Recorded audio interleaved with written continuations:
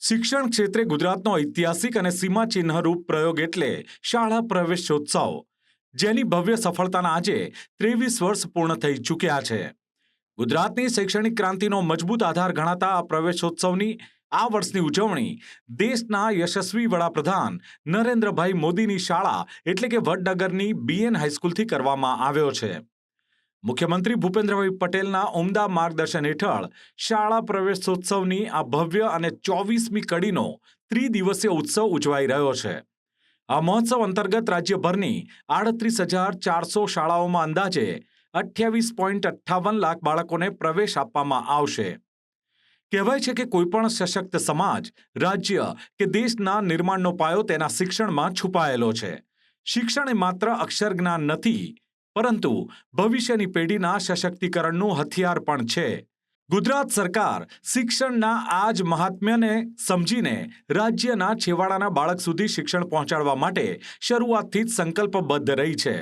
અને આ જ સંકલ્પબદ્ધતાનું સૌથી મોટું ને સફળ ઉદાહરણ છે શાળા પ્રવેશોત્સવ. શિક્ષણ ક્ષેત્રે ગુજરાતનો ઐતિહાસિક પ્રયોગ. શાળા પ્રવેશોત્સવના સફળ 23 વર્ષ પૂર્ણ. શિક્ષણના મહાયજ્ઞની 24મી કડીનો પ્રારંભ. વડાપ્રધાનના વતનથી કરાઈ ભવ્ય શરૂઆત. મુખ્યમંત્રી ભૂપેન્દ્રભાઈ પટેલના માર્ગદર્શન હેઠળ રાજ્યભરમાં ત્રિદિવસીય શાળા પ્રવેશોત્સવની ભવ્ય ઉજવણી. રાજ્યની 38,400 શાળાઓમાં યોજાશે આ શિક્ષણ સેવા યજ્ઞ. 28.58 લાખ બાળકોને પ્રવેશ આપવાનો ભગીરથ લક્ષ્યાંક. વાલીઓ ગ્રામજનો સાથે મળીને કરશે સુવિધાઓની સમીક્ષા. અક્ષર જ્ઞાન સાથે ભવિષ્યની પેઢીનું સશક્તિકરણ. એક સમય હતો જ્યારે ગુજરાતના અંતરિયાળ ગામડાઓમાં બાળકો, ખાસ કરીને દીકરીઓ, પ્રાથમિક શિક્ષણ પૂરું કર્યા પહેલા જ શાળા છોડી દેતી હતી. અને આ ચિંતાજનક સ્થિતિને બદલવા માટે વર્ષ 2003માં શાળા પ્રવેશોત્સવના રૂપમાં એક ઐતિહાસિક મિશનની શરૂઆત થઈ. ગરમીની પરવા કર્યા વિના તત્કાલીન મુખ્યમંત્રી હાલના વડાપ્રધાન નરેન્દ્રભાઈ મોદી જાતે ગામડાઓમાં જઈ શાળા પ્રવેશોત્સવ કાર્યક્રમના નામે શિક્ષણની જ્યોત પ્રજ્વલિત કરી. જેનું પરિણામ એ આવ્યું કે જે ડ્રોપઆઉટ રેટ ક્યારેક ચિંતાનો વિષય હતો તેમાં ઐતિહાસિક ઘટાડો નોંધાયો. આજે ગુજરાતના ખૂણે ખૂણે 100% નામાંકન અને નહિવત ડ્રોપઆઉટ રેટ એ આ ભગીરથ પ્રયાસોની જીવંત સાબિતી છે. આ વર્ષે 24મો શાળા પ્રવેશોત્સવ શરૂ કરવાની મને સૌભાગ્ય તક મળી છે. વધારે આનંદ એ વાતનો છે કે આદરણીય શ્રી મોદી સાહેબે જે સ્કૂલમાંથી શિક્ષણ મેળવ્યું તે આ BN હાઈસ્કૂલ, એમાં આજે 390 જેટલા બાળકોના નામાંકન કરવાની પણ સાથે સાથે મને તક મળી. દેશને વિશ્વભરમાં ખ્યાતિ અપાવનાર રાષ્ટ્ર પુરુષ આદરણીય વડાપ્રધાન શ્રી મોદી સાહેબના ઘડતરમાં BN સ્કૂલના યોગદાન માટે શાળા પરિવાર અને ટ્રસ્ટીઓને પણ હું ખૂબ ખૂબ અભિનંદન આપું છું. આ ધરતીના પનોતા પુત્ર, વિશ્વ નેતા અને યશસ્વી વડાપ્રધાન શ્રી મોદી સાહેબે શાસન સેવા દાયિત્વ સંભાળ્યું ત્યારથી વિકાસની રાજનીતિનો નવો યુગ શરૂ થયો છે. તેમણે મુખ્યમંત્રી પદથી લઈને દેશના વડાપ્રધાન તરીકે દેશના યોજનાઓમાં નાનામાં નાનો અને છેવાડાના વ્યક્તિની ચિંતા કરી છે. શાળામાં 100 વિદ્યાર્થી દાખલ થાય તો ડ્રોપ આઉટ 37% એટલે 37 છોકરાઓ તો પાછા ઘેર જતા રહ્યા હોય. આજે આ પ્રયત્નના હિસાબે કન્યા કેળવણી અને શાળા પ્રવેશોત્સવના કારણે આજે આપણે એ ડ્રોપ આઉટ રેશિયો બે બાજુથી ફાયદા કર્યા છે. એક તો 100% નામાંકન થાય અને એ નામાંકન થયા પછી એમાં ડ્રોપ આઉટ 1%થી પણ ઓછો થયો છે. એ આપણા માટે આ માન્ય વડાપ્રધાનશ્રીની પહેલની મોટી સફળતા. આ કાર્યક્રમ માત્ર કાગળ પર ચાલતી કોઈ સરકારી યોજના નથી, પરંતુ વહીવટી તંત્રની સંવેદનશીલતાનું ઉત્કૃષ્ટ ઉદાહરણ છે. ધોમધકતા તાપમાં રાજ્યના મુખ્યમંત્રી, મંત્રીમંડળના સદસ્યો અને સચિવાલયના વરિષ્ઠ સનદી અધિકારીઓ AC ચેમ્બરો છોડીને સરહદી અને અંતરિયાળ ગામડાઓમાં પહોંચે છે.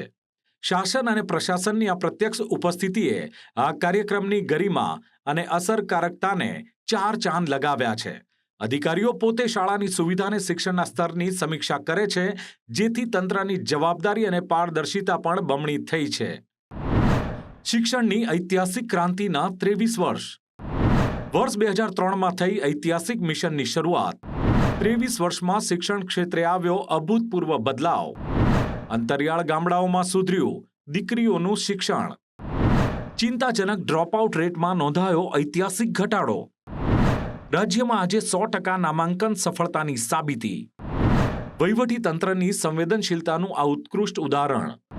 શાળાની સુવિધાઓની સમીક્ષા તંત્રમાં લાવી પારદર્શિતા. એક દીકરી ભણે તો 2 કુળ તારે. આ સૂત્રને ગુજરાત સરકારે અક્ષરશઃ સાર્થક કર્યું છે. વડાપ્રધાન નરેન્દ્ર મોદીના બેટી બચાવો બેટી પઢાઓના રાષ્ટ્રીય મંત્રને ગુજરાતમાં કન્યા કેળવણી રથયાત્રા દ્વારા જમીની સ્તરે સફળતાપૂર્વક લાગુ કરાયો છે. ગ્રામીણ ક્ષેત્રોમાં દીકરીઓના શિક્ષણ પ્રત્યે રહેલી ઉદાસીનતાને દૂર કરવા માટે વાલીઓનું કાઉન્સિલિંગ કરાયું. કન્યાઓ માટે અલગ શૌચાલય, ટ્રાન્સપોર્ટ સુવિધા અને વિદ્યાલક્ષ્મી બોન્ડ જેવી યોજનાઓએ દીકરીઓને શાળાના ઉંબરા સુધી જ નહીં, પરંતુ ઉચ્ચ શિક્ષણના શિખરો સુધી પહોંચાડવામાં સિંહ ફાળો આપ્યો છે. શિક્ષણનો પાયો બાળકના પ્રારંભિક વર્ષોમાં જ નખાય છે.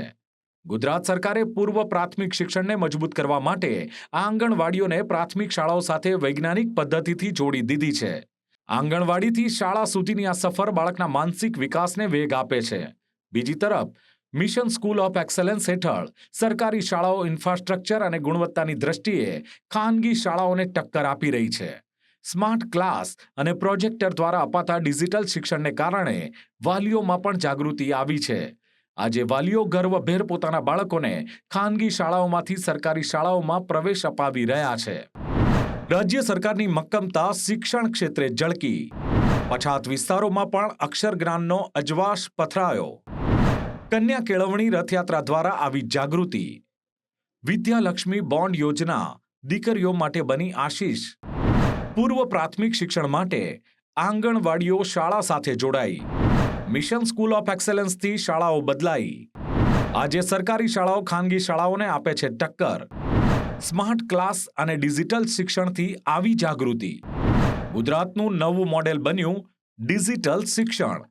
તો વર્ષ 2003માં શરૂ થયેલો એક નાનો પ્રયાસ આજે ગુજરાતના શૈક્ષણિક લેન્ડસ્કેપને બદલી ચૂક્યો છે. શાળા પ્રવેશોત્સવ એ માત્ર બાળકોને શાળાએ લાવવાનો ઉત્સવ નથી, પરંતુ તે અજ્ઞાનતાના અંધકાર સામે જ્ઞાનના દીપ પ્રગટાવવાનું મહાઅભિયાન બન્યું છે. આજે વાલીઓની જાગૃતિ, પ્રશાસનની મહેનત અને સરકારની કટિબદ્ધતાના ત્રિવેણી સંગમે ગુજરાતના ભવિષ્યને સુરક્ષિત અને શિક્ષિત બનાવ્યું છે, જે આવનાર વર્ષમાં શિક્ષણ ક્ષેત્રે ગુજરાતને વધુ સમૃદ્ધ, સક્ષમ અને વૈશ્વિક સ્તરે અગ્રેસર બનાવશે.